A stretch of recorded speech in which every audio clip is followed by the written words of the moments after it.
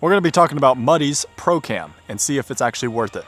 This is part one of a series that we're going to be doing with trail cameras in particular, going up in price with every camera. We're also going to be giving updates on this guy, so after this video drops 2 weeks from this video, we're going to come back to this and see how it's done, see if it's held up with the weather, how quality are the photos, the videos, etc. Whether you're an outdoorsman and you're a hunter, or you just want a budget security option, after this video, if it's something that you're interested in, we're going to have a link in the description down below so you can pick up one. So right off the bat, one of the biggest things I look for in a trail camera is how well it will blend in with its surroundings. So typically with a trail camera, you're going to be outside. So if you have something all black, it's going to stand out like a sore thumb. This guy right here is a brown kind of, almost looks like a brick texturing. I know it's like supposed to be like bark, but this little bit of texturing and color will blend in a little bit better than something like, let's say, all black or gray, a tactical looking camera, which we will be going over one very soon about that.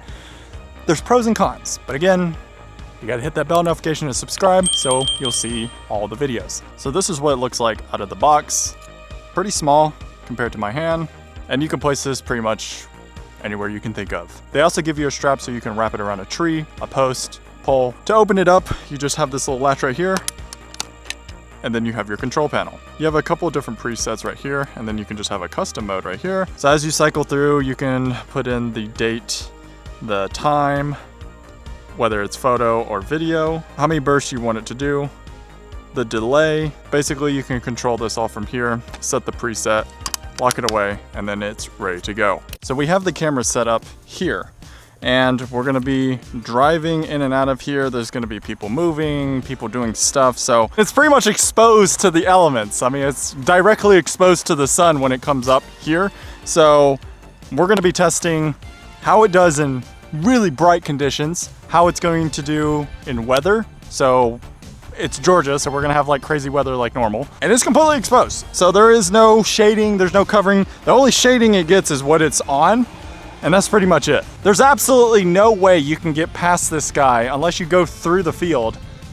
You're gonna get caught on camera. So we're gonna run in front of the camera a couple times and we're gonna show you the quality of the photos. We're gonna do some goofy stuff here. So we have it on a 3 photo burst. So it's gonna do 3 photos in one go. And then it's got a 5-second delay, so it's not just doing it consistently.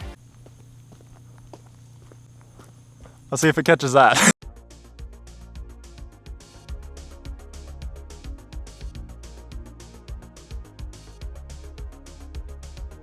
I'm A-Train. I'm the fastest.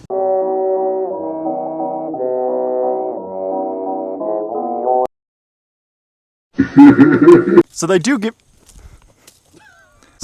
you a strap, and it's honestly pretty big. However, we try to put it on this tree right here, which is, I mean, it's an average sized tree, and it was too big for the strap. So that is just one thing to think about. Again, you can get your own strap, jerry rig it, and just make it work for yourself. It's also threaded at the bottom. We'll put the specs of everything on the screen here. To put it on a post, you can kind of screw it into place and put it on a tripod or some sort of post that you come up with the right threads. If you're interested in picking this guy up, we have a link in the description down below. Again, come back in about a week or two. We're gonna be doing an update with this guy because we're gonna let it sit out here for about 2 weeks.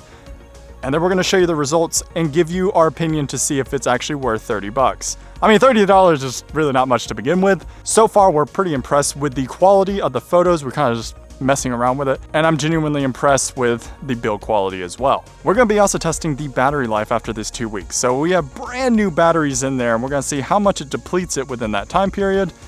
Probably recommend rechargeable batteries over the disposable ones, but oh well. So talking about home security just real quick, this would be a great option, except there's one thing you need to know about. Everyone knows the YouTuber Whistle and Diesel. He made a video where some of his trail cameras were actually vandalized and some property was stolen. If those cameras were not cellular, he'd be kind of crap out of luck. This is not cellular, it's just the SD card. So if someone spots this guy, takes it, or destroys it, all your evidence is gone with it.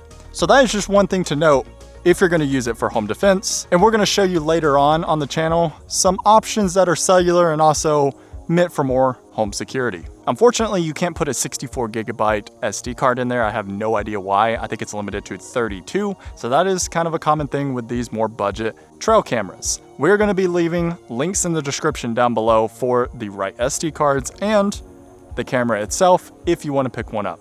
I know this is a bit of a different video, but I truly believe that home security and just using what's available on the market is kind of just smart. Again, you can use these for hunting. That's obviously what they're for, but you can repurpose them for things around the house, around the farm. These are great options for remote places around your property. And again, they're cheap.